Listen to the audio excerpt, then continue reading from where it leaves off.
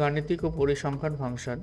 এই ভিডিওতে আমরা গাণিতিক ও পরিসংখ্যান ফাংশনের বাকি দুটো অংশ অ্যাডভান্স ম্যাথ ফাংশনস এবং শর্তযুক্ত ম্যাথ ফাংশনস এই দুটো নিয়ে আলোচনা করব। তো প্রথমে অ্যাডভান্স ম্যাথ ফাংশনের যে সমস্ত ফর্মুলাগুলো রয়েছে সেগুলো নিয়ে একটু আলোচনা করব। অ্যাডভান্স ম্যাথ ফাংশনের ফর্মুলাগুলি হলো round, round up, round down. এগুলো হচ্ছে মান রাউন্ড করার জন্য ব্যবহার করা হয়। ইন্ট সংখ্যার পূর্ণ অঙ্ক বের করার জন্য ব্যবহার করা হয়। মড ভাগশেষ নির্ধারণ করার জন্য ব্যবহার করা হয়। এবিএস সংখ্যার ধনাত্মক মান বের করার জন্য ব্যবহার করা হয়। পাওয়ার ঘাত নির্ণয় বা পাওয়ার নির্ণয় করার জন্য ব্যবহার করা হয়। এসকিউআরটি বর্গমূল বের করার জন্য ব্যবহার করা হয়। ট্রান্সি সংখ্যার ভগ্নাংশ বাদ দেওয়ার জন্য ব্যবহার করা হয়। তো এই ফাংশনগুলি দিয়ে আমরা একটা এক্সাম্পল আলোচনা করব ভিডিওর পরবর্তী অংশে। এই ডেটা সেট থেকে আমরা আমাদের ফাংশনগুলি যেমন round, round up, round down, int, mod, ABS, power, SQRT, trunc এই ফাংশনগুলি দেখব। তো তাহলে আমরা প্রথমে রাউন্ড অফ ফাংশন যেগুলো আছে সেগুলো দেখি। তাহলে এখানে আমরা দেখুন প্রাইসটাকে নিয়ে আমরা এখানে আলোচনা করছি। তো প্রাইসে রাউন্ড অফ করলে কি আসবে? এখানে তিনটে রাউন্ড ফাংশন রয়েছে, round, round up, round down. তো প্রথমে আমরা ইউজ করব রাউন্ড আপ ফাংশন। তো is equal to round, ROUND is equal to round, sell address হচ্ছে B2। তো রাউন্ডের মধ্যে আমরা B2 দিলাম, দেখি আবার কি আসে। ইভেন্ট আর টু ফিউ আর্গুমেন্টস। আচ্ছা, তো এখানে দেখুন যখন আমরা রাউন্ড ফাংশন লিখলাম এখানে দুটো অপশন আসছে, নাম্বার এবং নাম্বার অফ ডিজিটস। তাহলে আমরা কত নাম্বার পর্যন্ত রাউন্ড করবো? ধরুন আমরা দুই ডিজিট অবধি রাউন্ড করব। তো কমা 2। এবার দেখুন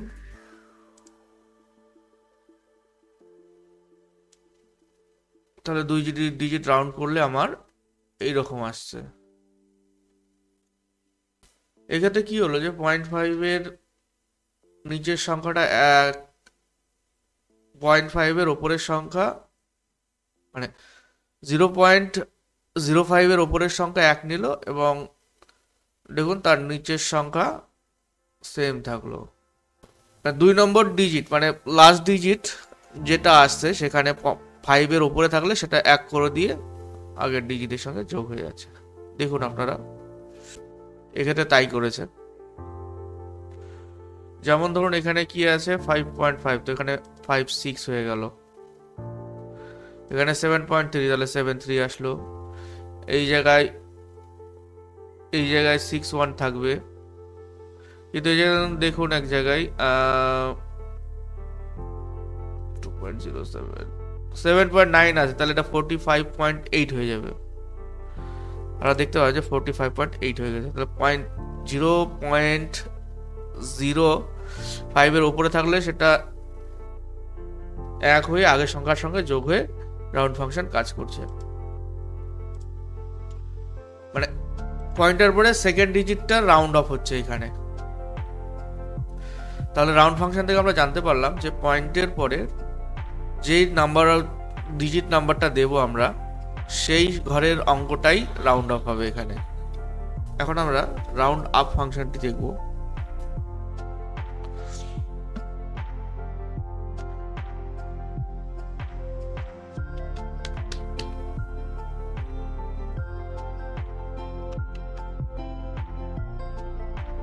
নাম্বার 2 নম্বর ডিজিটে আমরা দেখব কি হচ্ছে, তফাৎ কি আসছে। তো রাউন্ড আপ আর রাউন্ড তফাৎ এখানে আপনারা বুঝতে পারবেন যে রাউন্ডের ক্ষেত্রে পয়েন্টের পরে 2 নম্বর সংখ্যা যদি 5-এর বেশি হতো তাহলে সেটা 1 হয়ে গিয়ে আগের সংখ্যায় যুক্ত হয়ে যেত, কিন্তু রাউন্ড আপের ক্ষেত্রে 2 নম্বর সংখ্যাটাই 1 পয়েন্ট মানে 1 বেড়ে সেখানেই থেকে যাচ্ছে। এখানে তাই হয়েছে। এবং যদি তার চেয়ে কম হয়, এবার আমরা রাউন্ড ডাউন দেখব।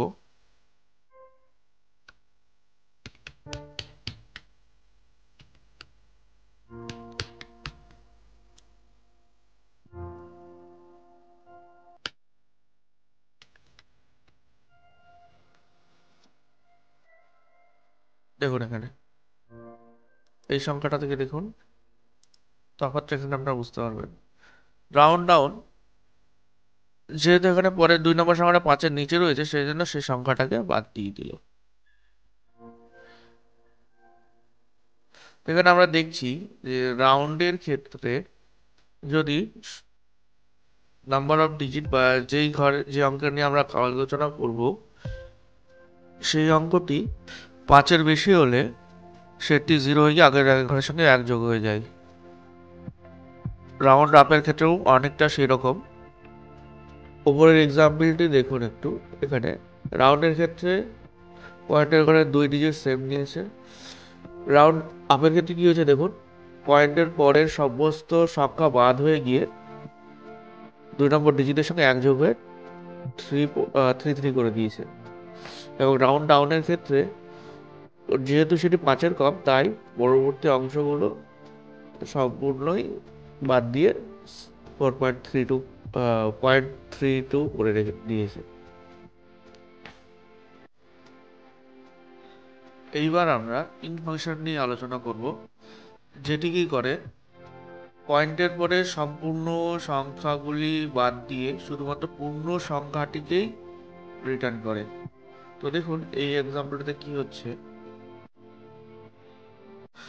আমরা কি পেলাম, এখানে পয়েন্টের পরে সমস্ত সংখ্যা বাদ চলে গেল। এটাকে ট্র্যাক করে নিয়ে দেখি কি হচ্ছে। সব ক্ষেত্রে এটাই, আমরা শুধুমাত্র পূর্ণ সংখ্যা পেলাম, ভগ্নাংশে বাদ দিয়ে শুধুমাত্র পূর্ণ সংখ্যা পেলাম এখানে। তো দেখুন এখানে আমরা মডিউলাস মানে মড ফাংশন ব্যবহার করব। মড ফাংশন ব্যবহার করে ভাগশেষ নির্ণয় করবো। তো এখানে দেখুন মড ফাংশনের ভেতরে আমরা কোয়ান্টিটি সোলটা দিয়ে দিলাম। সাধারণত এখানে মড ফাংশনের দুটো অপশন আমাদের দিতে হয়, যে নাম্বারটি এবং তার ডিভাইজার। তো দেখুন এখানে আমরা নাম্বার এবং ডিভাইজার দুটো দেব। D2 মড ফাংশনের ভেতর এখানে আমরা D2 এবং D2 কে 2 দ্বারা ভাগ করছি। তো দেখুন এখানে কি আসছে, 0, কারণ 54-কে 2 দিয়ে ভাগ চলে যায়। এবার দেখুন এটাকে ড্র্যাগ করার পরে কি হচ্ছে, যে এখানে ভাগশেষগুলি 1 অথবা 0ই আসবে।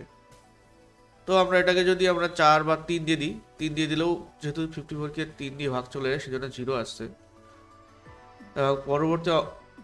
পরবর্তী নাম্বারগুলোর ক্ষেত্রে দেখুন কি হচ্ছে,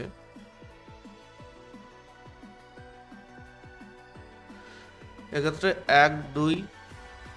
0 1 2 আসে। যেহেতু আমরা জানি কোনো নাম্বারকে 3 দিয়ে ভাগ করলে তার ভাগশেষ 0 1 2 পর্যন্তই হতে পারে।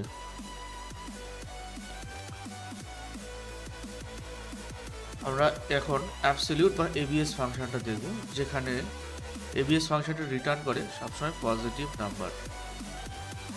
আমাদের ভেতরে যদি আমরা নেগেটিভ নাম্বার ইনপুট দিই বা যে কোনো নাম্বারই থাকুক, সেটা সবসময় পজিটিভ মানই দেবে এই এবিএস ফাংশনটি।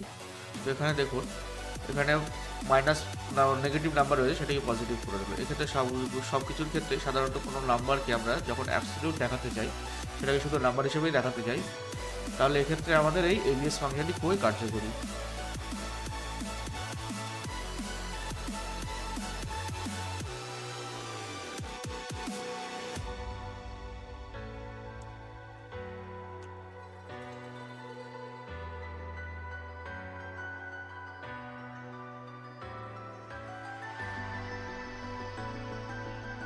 এবার আমরা দেখব পাওয়ার ফাংশন। পাওয়ার ফাংশন মানে আমরা বুঝতে পারছি বাংলায় এটিকে ঘাত বলে। তো পাওয়ারের কাজই হচ্ছে সেটা সেম সংখ্যাকে যত সংখ্যার পাওয়ার হয় তত সংখ্যাতে মাল্টিপ্লাই করে। এক্ষেত্রে পাওয়ার ফাংশনের ভেতরে আমরা কোনো একটা নাম্বার দিই এবং তার ঘাত বা সেটাকে কতবার গুণ করতে হবে সেটা আমরা দিয়ে দিই। যখন এখানে স্কোয়ার বের করছি আমি, তো স্কোয়ার বের করলে এরকম আসবে। তো নাম্বারে তার স্কোয়ার, এখানে যদি আমি 2-এর জায়গায় 3 দিই তাহলে কিউব বের হবে, বা 10 দিলে তার 10 নম্বর পাওয়ার হবে। এবার সাধারণত পাওয়ার ফাংশনটি কাজ করে।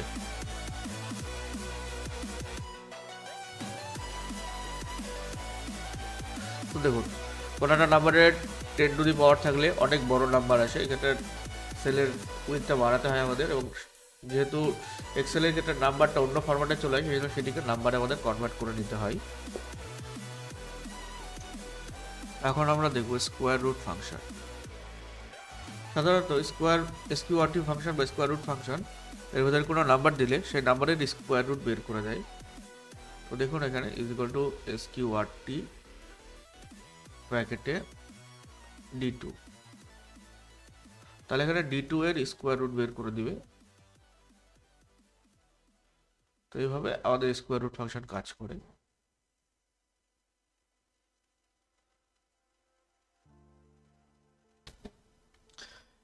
এবার আমরা দেখব ট্রান্স ফাংশন, যার কাজ রাউন্ড অফের মতোই, এটিও সাধারণত কোনো নাম্বারকে রাউন্ড অফ করে দেয়। এবং এক্ষেত্রে আমরা নাম্বারটি দিই এবং ট্রান্স ফাংশনে এক্ষেত্রে আমরা নাম্বারটি দিই এবং কত ডিজিট পর্যন্ত আমরা রাউন্ড অফ চাই সেটি দিয়ে দিই। এক্ষেত্রে সেই সংখ্যাটির রাউন্ড অফ বের করে আমাদের দিয়ে দেয়। দেখুন এখানে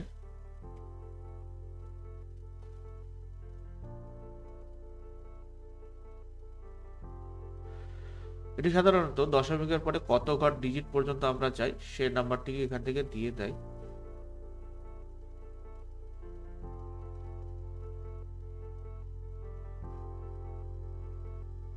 এখানে রাউন্ড অফ হয় না, জাস্ট সংখ্যা পরের দশমিকের পরের যে যতগুলো সংখ্যা যায় তার বাইরের সংখ্যাগুলো অটোমেটিক্যালি রিমুভ হয়ে যায়। তো এখন আমরা আলোচনা করব কন্ডিশনাল ম্যাথ ফাংশনগুলি নিয়ে। এখানে রয়েছে সাম ইফ এবং কাউন্ট ইফ। তো সাম ইফ এবং কাউন্ট ইফ সাধারণত নির্দিষ্ট শর্তের উপর যোগ করে এবং নির্দিষ্ট শর্তের উপর বেস করে কতগুলো সংখ্যা রয়েছে সেই রেঞ্জে সেটা নির্দেশ করে বা নির্ণয় করে।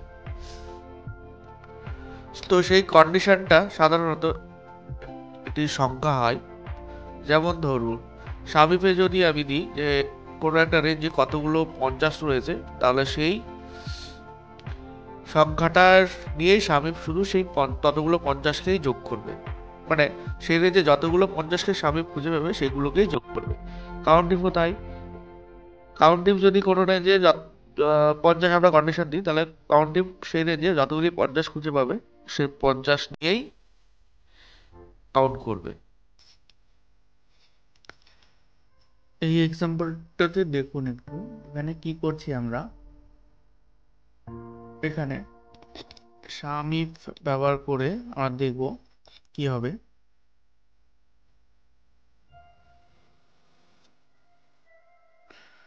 তো দেখুন এখানে is equal to some if, some function মানে সাম ইফ ফাংশন, তার ভেতরে আমাদের রেঞ্জের ভেতরে আমরা একটা ক্রাইটেরিয়া ফলো করবো, সেই রেঞ্জটা দিব।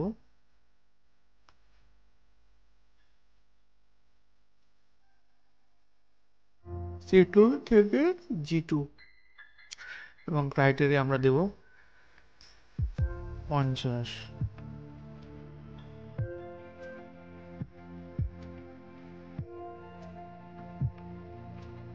তো ক্রাইটেরিয়া দিলাম, তাহলে দেখুন এই এখানে কোনো সেলে 50 নেই, তাই এখানে এটা যোগ করলো না। যেহেতু ক্রাইটেরিয়া ফিল আপ হয়নি তাই এখানে 50টা যোগ করলো না। এবার এই 7 সেলটাতে দেখুন এখানে কি হলো যে যেহেতু 50 খুঁজে পেয়েছেন 50 এখানে যোগ হয়ে গেল, 150 খুঁজে তো এখানে 50 হয়েছে। তো দেখুন লাস্টের সেল রেঞ্জটা না দিলেও আমার সেম কাজ হবে।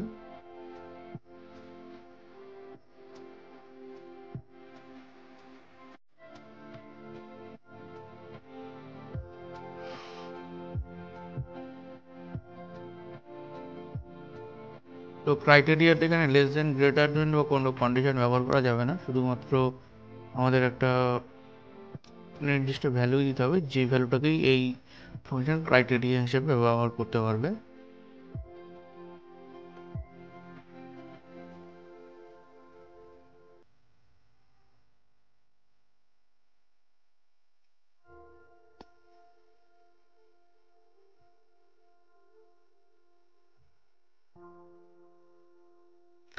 তো দেখুন কাউন্টিভ ফাংশনটিও তাই, এখানে আমরা সেল রেঞ্জ দেবো এবং ক্রাইটেরিয়া দেবো C2 থেকে G2 এবং ক্রাইটেরিয়া 50। দেখুন এখানে কোনো যেহেতু 50 খুঁজে পাইনি, কাউন্ট 0, এবং নিচের আমলে দেখুন যেখানে যেখানে খুঁজে পেয়েছে যতগুলি 50 ওই রেঞ্জের মধ্যে সেটা কাউন্ট করে দিয়েছে।